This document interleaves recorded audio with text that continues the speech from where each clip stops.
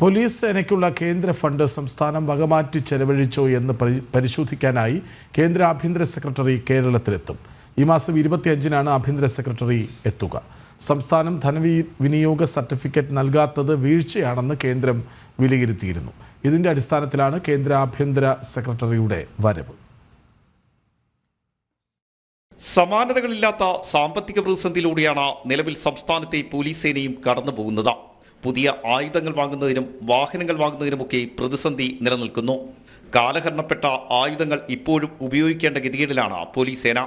Police സ്റ്റേഷനുകളിലേക്ക് പുതിയ വാഹനങ്ങൾ വേണമെന്ന DGPയുടെ ആവശ്യം ധനവകുപ്പ് പരിഗണിച്ചിട്ട് പോലുമില്ല. ചരിത്രത്തിലാദ്യമായി പോലീസ് സേനയുടെ വാഹനങ്ങൾക്ക് ഇന്ധനം നിറയ്ക്കുന്നതിനും പ്രതിസന്ധി ഉണ്ടായി. ഇതോടെ കേരള പോലീസിന്റെ വാഹനങ്ങൾ ഇന്ധനം തീർന്ന് തമിഴ്നാട്ടിൽ കുടുങ്ങിയത് ജനം TV പുറത്തുവിട്ടിരുന്നു.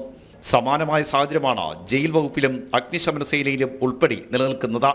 പോലീസിന്റെ ആധുനികവൽക്കരണത്തിന് ഓരോ വർഷവും കോടികൾ കേന്ദ്ര സർക്കാർ നൽകുന്നുണ്ട്. എന്നാൽ ഇത് വകമാറ്റുന്നുവെന്ന വിമർശനം ശക്തമാണ്. മാവോയിസ്റ്റുകളെ അമർച്ച ചെയ്യാൻ കേന്ദ്രം നൽകിയ ഫണ്ട് ഉപയോഗിച്ചാണ് മുഖ്യമന്ത്രിക്കായി ഹെലികോപ്റ്റർ വാടകയ്ക്കെടുത്തത്. ഇതേ സാഹചര്യം മറ്റു കാര്യങ്ങളിലും നിലനിൽക്കുന്നുണ്ട്.